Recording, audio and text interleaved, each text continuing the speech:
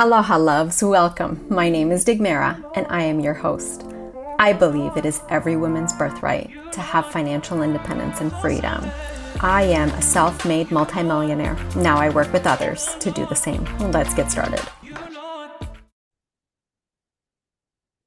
Aloha, aloha beautiful souls. Welcome to another episode. Today what I want to do is I want to talk about the different types of investment accounts that you can have and the differences between them. Okay, and I want to talk about this from both a US and a Canadian perspective because I know that my listeners are split between the US and Canada, and my clients are as well. Okay, so first we have a traditional IRA, right? And this can be, and what does IRA stand for? IRA stands for individual retirement account, okay? And you can have a traditional IRA, a 401k through your employer, or you can have a self-employed 401k.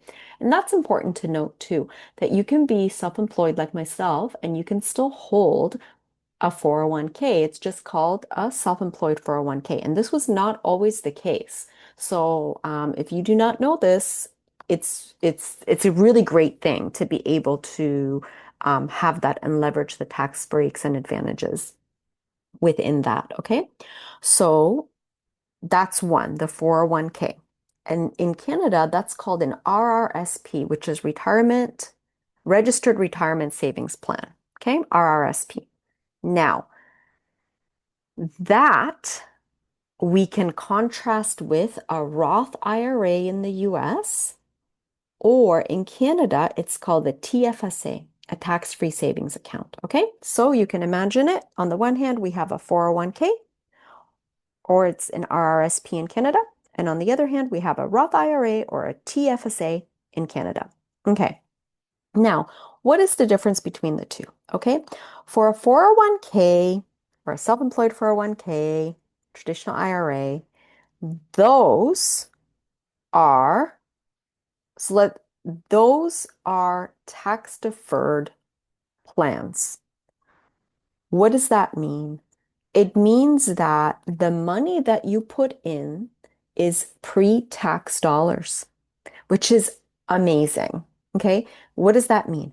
It means that if I earn $100,000 this year and I put away 15,000 of that amount, that means I am only taxed on $85,000 of my income because it comes right off the gross. Okay. Now, it doesn't mean that I don't ever pay the tax. It just means that the money grows tax deferred. So not only the contributions that I'm making are they tax free, right? I get to defer the tax on that income, but also anything that grows within it is tax deferred as well. I am only taxed on the money when I withdraw it, theoretically, in my retirement. Okay. Now, why would somebody do this? The reason you would do this is because theoretically, once you are retired, your cost of living should be much lower than it is now because theoretically your house should be paid off, your children would have moved out, and your monthly budget should be a lot less. So therefore, you would be in a much lower tax bracket. Okay, so that is the argument for using a 401k account. And also because your earnings would be a lot less than they are now. So not only is your spend less, right? And that spend will actually become your earning when you retire, right? Because anything you withdraw will be considered income, but also that contrasts that with the large amounts of money that you're earning now, and you're in a much higher tax bracket on that additional income. Okay, I hope that all makes sense. Okay, now on the flip side, we have the Roth IRA or the TFSA. Okay, that account is funded using after-tax dollars. So what that means is that if I earn, same example, I earn 100,000, let's say I put 15,000 away in it, I do not get to reduce my gross tax. I don't get to reduce my overall taxable income. So if I earned 100,000 and I put 15,000 away, I would still be taxed on 100,000. Okay. Now, but the you put the money in, it's after tax dollars, it still grows tax free. And on top of that, when I withdraw the money, I'm not taxed on it because I was already taxed on it when I contributed the money. So one uses pre-tax dollars, the other one uses after-tax dollars, but in both situations, the growth within the account is not taxed.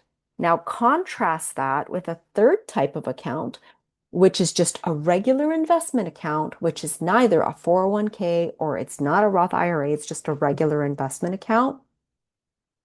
In that account, you're using after-tax money because you've theoretically used up all of your um, like tax eligible contribution amounts. So you're still investing money, but it's it's after tax money, so there's no tax break on that. And also it's not a tax shelter. That means anything you earn within that account, any profit that you earn within that account is taxable. Now, like what is taxable within an investment account? Let's just kind of break that down as well. If you purchase a stock and you hold that stock, as long as you're holding that stock and the market value of that stock is going up. So let's say you bought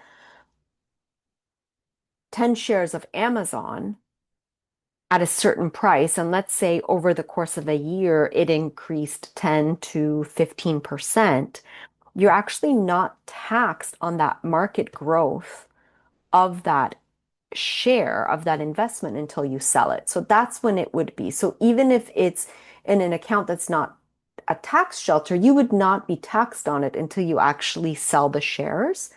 That's when you would be taxed on it because that's when it's like it's realized income, right? Versus unrealized. So that's one piece of it.